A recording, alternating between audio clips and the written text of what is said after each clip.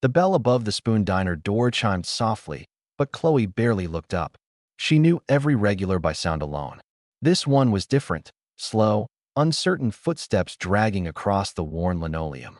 An old man stood in the doorway, thin and trembling inside a faded tweed jacket that hung loosely from his fragile frame. His pale blue eyes wandered around the diner with lost confusion. He looked like someone searching for a place he no longer remembered.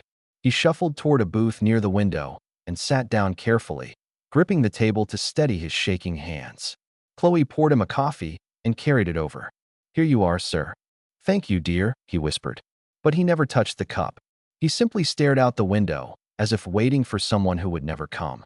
Across the diner sat 4 members of the Hells Angels. Loud, rough men wrapped in black leather and denim. Their leader, Bear, sat facing the door as always. Huge shoulders, gray beard, scarred face, silent eyes that missed nothing. An hour passed. The old man still hadn't moved. Rick, the diner manager, frowned from behind the counter. "Get him to order something or get him out." Before Chloe could respond, the old man slowly stood up. The entire diner watched as he shuffled toward the biker's table. Silence spread through the room. One younger biker with a skull tattoo stiffened immediately, his fist tightening on the table.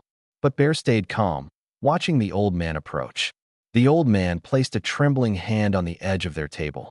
"Excuse me, gentlemen," he asked softly. "Can you tell me where I am?" The question hit the room like a punch. Bear's eyes dropped to a small tarnished pin on the man's jacket, silver airborne wings. "What's your name, soldier?" Bear asked quietly. The old man fumbled through his wallet. A laminated military ID slipped onto the floor. "Arthur Jensen, 82nd Airborne Division." One of the bikers bent down, picked it up gently, and handed it back. Everything changed after that. The tension disappeared. Suddenly, the bikers weren't dangerous men in leather anymore. They became a shield around the confused veteran. "Sit down, Arthur," Bear said calmly. "Have some coffee." Arthur looked exhausted and lost. "I was supposed to meet Helen," he murmured. "She works at the millinery on Elm Street." Chloe's heart sank. There hadn't been a millinery shop on Elm Street in over 50 years. Rick whispered nervously, "Call the cops before this gets ugly." Chloe ignored him. Instead, she brought Arthur fresh water and a slice of apple pie. She slid the pie toward Bear. Bear looked at her for a long moment and gave a quiet nod of respect. Then he turned back to Arthur. "We'll get you home, trooper." "Where do you live?" Arthur shook his head helplessly. "I only remember the blue door." Bear immediately pulled out his phone. Within minutes, the bikers were searching veteran databases, making calls, piecing together clues like a military operation. Finally, they found a possible address. The 4 bikers rose together and carefully helped Arthur toward the door. Bear kept a steady hand on the old man's shoulder the entire time. At the register, Bear dropped a $50 bill beside Chloe. "For the pie," he rumbled. "And the water." And sometimes one small act of kindness is enough to bring someone outside. They gently settled Arthur into the sidecar attached to Bear's Harley, wrapped a jacket around his shoulders, and placed a helmet on his head. Then the motorcycles roared away in a protective diamond formation around the old veteran. Chloe couldn't stop thinking about them. After her shift ended, curiosity pulled her across town to the address Bear had found. She recognized the house immediately. A peeling blue door, overgrown weeds, broken windows, and 4 Harley-Davidsons parked outside. The front door stood open. Chloe stepped closer and froze. Arthur slept peacefully in an armchair under a blanket while the bikers worked around the house. The skull tattoo biker cleaned out the nearly empty refrigerator. Another repaired the plumbing under the sink.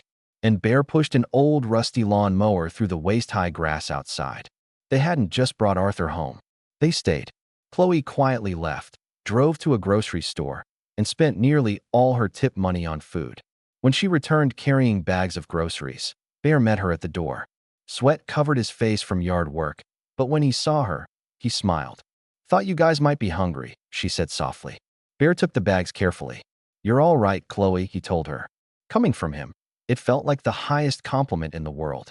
That day changed everything. The bikers adopted Arthur as family. They repaired his house, checked on him daily, drove him to doctor appointments, and took him on slow motorcycle rides in Bear's sidecar. Chloe became part of the strange little family too, bringing warm meals after work and sitting with Arthur while he drifted through old memories of Normandy and military life. One evening, Chloe finally asked Bear the question she'd carried for months. "Why are you doing all this?" Bear stared quietly at the sunset before answering. "My old man was a Vietnam vet," he said. "Came home broken. The world forgot about him." His jaw tightened. One day he wandered off. They found him 3 states away. Didn't even know his own name. Bear looked toward Arthur's house. He died alone in a state hospital. For a moment, the tough biker's voice nearly broke. "We leave no man behind," he said quietly. "Not anymore." Years passed. Arthur's lonely final years became filled with laughter, engines, birthday parties, and people who cared about him. The town slowly stopped fearing the bikers. They saw what Chloe had seen that first day: honor beneath the leather. Bear eventually offered Chloe a bookkeeping job at his motorcycle shop. She went to college at night, while the bikers cheered her on like proud brothers. When she graduated, the entire chapter sat in the front row wearing black leather vests and grinning like idiots. On Arthur's 96th birthday, he raised a small plastic cup with shaky hands. "To the men who found me when I was lost," he said. Bear clinked his drink gently against Arthur's. "To Arthur," he answered. "To the ones who show us the way." The backyard erupted with cheers, and Chloe stood there watching the impossible family that began with one simple question inside a greasy diner. "Can you tell me where I am?" Because sometimes the people who look the toughest carry the softest hearts. Home.